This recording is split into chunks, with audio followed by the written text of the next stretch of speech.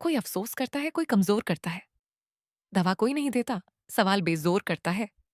शिफा देना नहीं बस की झक घनघोर करता है। ये एक ऐसी कहानी है जो हमें इंसानी फितरत के सबसे अंधेरे कोनों से रूबरू कराती है। ये उन चीखों की कहानी है जिन्हें कोई सुनता नहीं, और उन जख्मों की जिन्हें कुरेदने वाले तो बहुत हैं, पर मरहम लगाने वाला कोई नहीं। ये कहानी है आराध्या की, एक ऐसी आत्मा की जिसे दुनिया ने न तो लाचार देखा, न ताकतवर, बस एक मूक दर्शक बनकर रह गई। गुमशुदगी और एक नई कैद वह रात आज भी धुंधली यादों के पर्दे के पीछे से झांकती है। छोटी सी आराध्या, जिसकी उम्र मुश्किल से 5-6 साल होगी, अपने माता पिता के साथ एक भीड़ भरी रेल यात्रा पर थी। डिब्बे में यात्रियों की इतनी भीड़ थी कि सांस लेना भी मुश्किल। बच्चों की किलकारियां, बड़ों की बातचीत और ट्रेन की घरघराहट, इन सबके बीच शायद एक पल की चूक, और आराध्या अपने माता पिता से बिछड़ गई। ट्रेन रुकी, भीड़ उतरी, और आराध्या अपने छोटे छोटे कदमों से प्लेटफॉर्म पर भटकने लगी, आंखों में पानी लिए, डर और घबराहट से पसीना पसीना। आराध्या सिसकते हुए, माँ, पापा। उसकी सिसकियां भीड़ के शोर में गुम हो गईं। वह अकेली, असहाय और रोती हुई एक कोने में सिमट गई। तभी एक अधेड़ उम्र की महिला, जिसका नाम श्रीमती कल्याणी था, उसकी नजर आराध्या पर पड़ी। कल्याणी ने अपने चेहरे पर वात्सल्य और ममता का एक नकाब ओढ़ लिया। उसकी आंखों में चमक थी, लेकिन वह ममता की नहीं, बल्कि अवसरवादिता की थी। उसने आराध्या को अपनी बाहों में भर लिया, जैसे कोई खोई हुई चिड़िया को आश्रय दे रहा हो। श्रीमती कल्याणी, अरे, इतनी प्यारी बच्ची, तुम अकेली क्यों हो? कहाँ हैं तुम्हारे माता पिता? चलो, मेरे साथ आओ, मैं तुम्हें ढूंढने में मदद करूंगी। मासूम आराध्या, जो प्यार और सुरक्षा के लिए तरस रही थी, कल्याणी के साथ चल दी। उसे क्या पता था, वह आजादी की ओर नहीं, बल्कि एक नई और क्रूर कैद की ओर बढ़ रही थी। कल्याणी आराध्या को अपने घर ले आई, जो शहर के एक तंग इलाके में था। शुरुआत में उसने थोड़ी देखभाल की, पर जल्द ही उसका असली रंग दिखने लगा। आराध्या को घर के सारे काम करने पड़ते थे। सुबह उठकर झाड़ू पोछा, बर्तन धोना, कपड़े धोना, खाना बनाना। एक छोटे बच्चे के लिए यह सब असहनीय था। जरा सी चूक पर कल्याणी उसे डांटती, मारती और अपमानित करती। लेकिन हर शाम वह फिर से वात्सल्य का मुखौटा ओढ़कर कहती, देखो आराध्या, मैं तुम्हारे माता पिता को ढूंढने की बहुत कोशिश कर रही हूं। आज भी अखबार में दिया था, कल फिर से पता करूंगी। वर्षों तक यह क्रूर शोषण प्रेम और जिम्मेदारी के नाम पर चलता रहा। आराध्या की बचपन की मासूमियत, उसकी हंसी, उसके सपने, सब कल्याणी के घर की चारदीवारी में दब कर रह गए।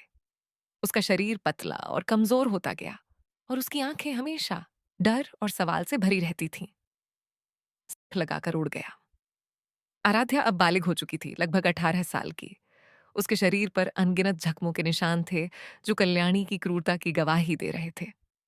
उसकी आत्मा पूरी तरह टूट चुकी थी, लेकिन अंदर कहीं आजादी की एक चिंगारी सुलग रही थी। उसे लगा अब शायद उसकी जिंदगी बेहतर होगी, क्योंकि वह अब एक बच्ची नहीं रही। लेकिन कल्याणी के मंसूबे कुछ और ही थे। जिस लड़की को उसने इतने सालों तक पाला पोसा, उसे अब वह एक वस्तु मानकर बेच देना चाहती थी। एक दिन उसने आराध्या को बेच दिया। अगले 5 साल आराध्या की जिंदगी के सबसे काले दिन थे, यातना, अपमान और बेबसी से भरे। उसे एक ऐसी जगह पर धकेल दिया गया जहां शरीर एक बाजारू चीज था और आत्मा की कोई कीमत नहीं थी।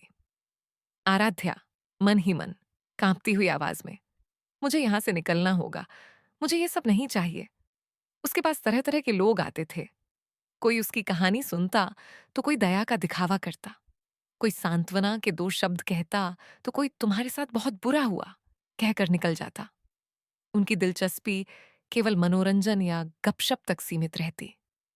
कोई वास्तविक समाधान या मदद देने की जहमत नहीं उठाता, क्योंकि उन्हें लगता था सब ऊपर वाले के हाथ में है।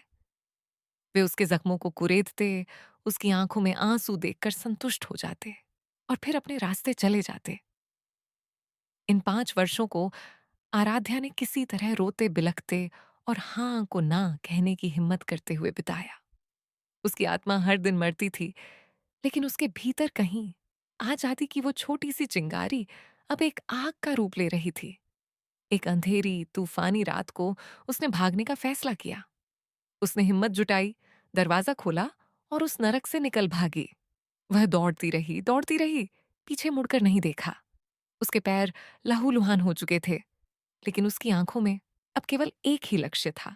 दूर, बहुत दूर जाना, जहां उसे कोई पहचानता ना हो। पर कहां जाती? उसे वापस उस दलदल में नहीं लौटना था। थक हार कर सुबह होने से पहले वह शहर के एक पुराने विशाल पुल, ब्रिज के किनारे आ पहुंची। शहर की रोशनी दूर जगमगा रही थी, लेकिन यहां पुल के अंधेरे में उसे थोड़ी शांति महसूस हुई। वह पुल के ठंडे, जंग लगे कंक्रीट के किनारे पर सो गई, शरीर पूरी तरह से थका हुआ और आत्मा बुरी तरह से घायल।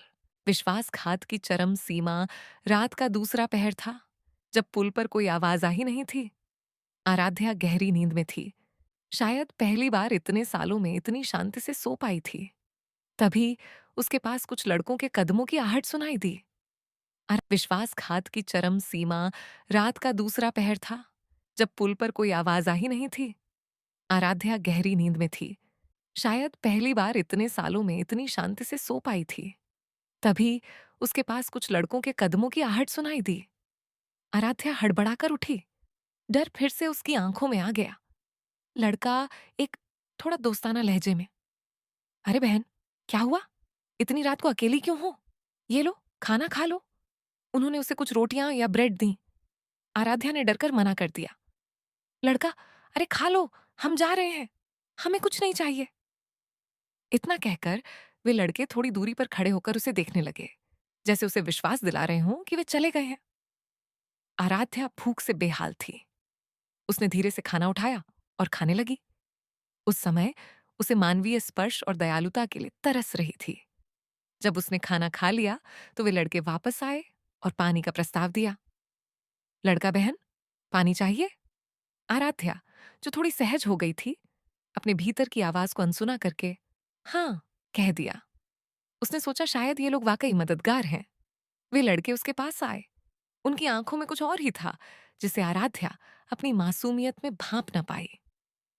लड़का, अच्छा तुम कौन हो? यहां अकेली क्यों हो? आराध्या ने बताना शुरू ही किया था, अपनी आप बीती, अपने परिवार से बिछड़ने की कहानी। उसके भोलेपन और बेबसी का फायदा उठाते हुए एक लड़के ने अचानक उसे पकड़ लिया। उसके शरीर में जैसे खून जम गया। डर की एक ठंडी लहर उसकी रीढ़ में दौड़ गई।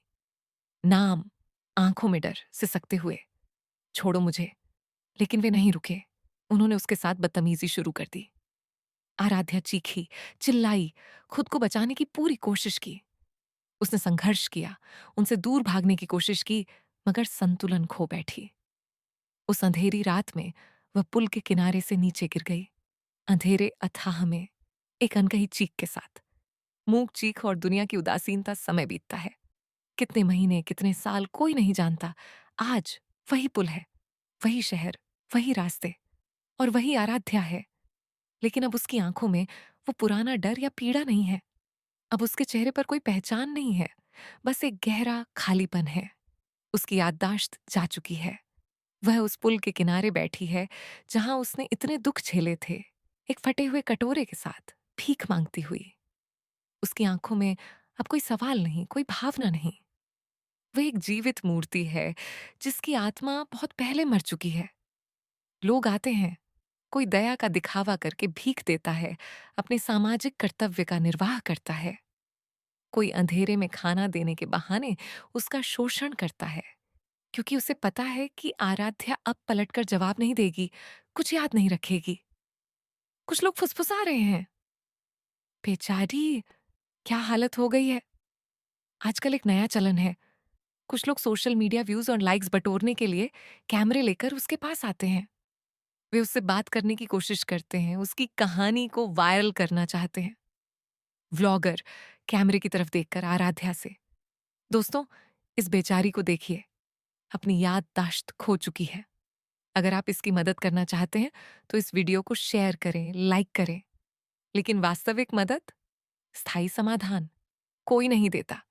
वे केवल उसकी दुर्दशा को कैमरे में कैद करके अपनी डिजिटल दुनिया में प्रसिद्ध चाहते हैं। आराध्या उनकी आंखों में देखती है, लेकिन उसकी आंखें खाली हैं। उसे न तो उनका दिखावटी प्यार समझ आता है, न उनकी स्वार्थी मंशा। ये दुनिया उसे न तो लाचार देखना चाहती है और न ही ताकतवर। जब वह अपनी समस्या कहती थी, जब उसके भीतर पीड़ा की चीख उठती थी, तो लोगों को कोई दिलचस्पी नहीं थी। वे अपनी आंखें फेर लेते थे, ये कहकर कि ये उसकी नियति है। लेकिन जब वह खामोश हो गई है, जब उसकी याददाश्त खो चुकी है, तो लोगों को समस्या है। उन्हें उसमें एक कहानी दिखती है, एक मनोरंजन का साधन दिखता है। अब वह उनके लिए एक उपयोग की वस्तु बन गई है, जब तक कि उनके मनोरंजन का मजा खत्म ना हो जाए। उसके बाद वह फिर से अनदेखी कर दी जाएगी। वे सब केवल उसके जख्म कुरेदने का काम करते हैं, उसकी दुख भरी कहानी को दोहराते हैं।